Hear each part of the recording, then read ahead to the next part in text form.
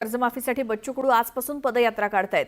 7 दिवसात 138 किलोमीटरची पदयात्रा काढली जाणार आहे। 7 दिवसांच्या या यात्रेदरम्यान अनेक गावांमध्ये सभा देखील होणार आहेत। शेतकऱ्यांच्या कर्जमाफीसाठी बच्चू कडू पदयात्रा काढतायत। आजपासून 7 दिवस 138 किलोमीटर पदयात्रा असेल। गावागावात या दरम्यान सभा देखील घेतल्या जाणार आहेत। शेतकऱ्यांच्या कर्जमाफीसाठी बच्चू कडू आक्रमक झालेत आणि ते आजपासून 138 किलोमीटरची 7 दिवसांची पदयात्रा काढतायत। वेगवेगळ्या गावांदरम्यान ते सभा देखील घेणार आहेत।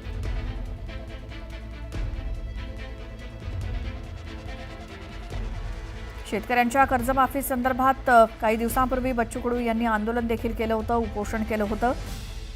मात्र आता पुन्हा एकदा ते आक्रमक झालेत आणि त्यांनी गावागावात फिरून पदयात्रा काढण्याचं ठरवलंय। पुढचे 7 दिवस त्यांची ही पदयात्रा असणार आहे, 138 किलोमीटरची। आमचे प्रतिनिधी संजय शेंडे आपल्या सोबत आहेत।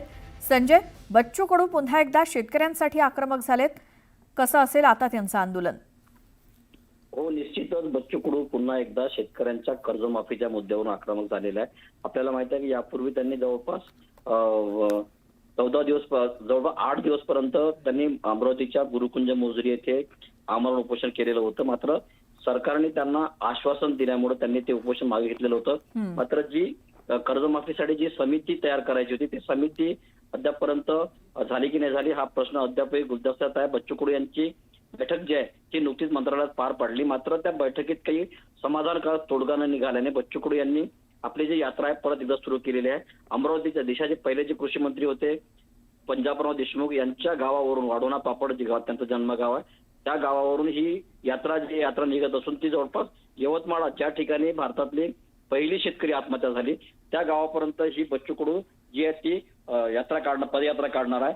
आणि आज बच्चू कडू यांच्या पदयात्रेला सुरुवात होऊन जवळपास 7 दिवसाची ही यात्रा जी आहे राहणार आहे। आणि यात 138 किलोमीटर बच्चू कडू ही शेतकऱ्यांसोबत पायदळ यात्रा करून त्या ठिकाणी ज्या ठिकाणी पहिली आत्महत्या झालेली शेतकऱ्यांची त्या ठिकाणी समारोप करणार आहे। त्यामुळे बच्चू कडूच्या आजच्या जी सुरू होणारी जी पदयात्रा आहे या यात्रेला शेतकऱ्यांचा कसा प्रतिसाद मिळतो आणि सरकार जे आहे ते बच्चू कडू यांच्या मागणीकडे कशा पद्धतीने पाहतात हे पाहणं आता औत्सुक्याचं ठरणार आहे।